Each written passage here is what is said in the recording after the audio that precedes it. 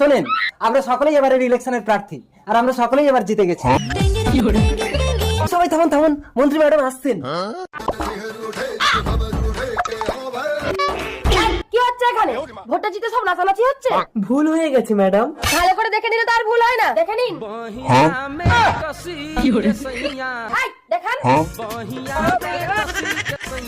Madam, আমি সবাইকে পাকা বাড়ি বানিয়ে দেওয়ার প্রতিশ্রুতি দিয়ে ভোটে জিতেছি। তো এই নিন, সবাইকে গিয়ে পাকা বাড়ি বানিয়ে দিন। আমি রাজমিস্ত্রি হয়ে পাকা বাড়ি বানিয়ে দেওয়ার কথা বলিনি। আরে মশাই, রাজনীতি মানে জনগণের সঙ্গে ভাওতাবাজি, যত সব ভুয়ো প্রতিশ্রুতি। আরে আমিও তো সবাইকে পাকা বাড়ি করে দেওয়ার প্রতিশ্রুতি দিয়ে ভোটে জিতেছি, তাই বলে কি নিজের বাড়ি ঘর পাকা না করে আগে ওই মুচিপাড়ার রাস্তা পাকা করতে যাব? একদম ঠিক, আপনারা হলেন আমার যোদ্ধা। আপনাদের খাইয়ে শক্তিশালী করলে তবেই আমি যুদ্ধে জিতবো।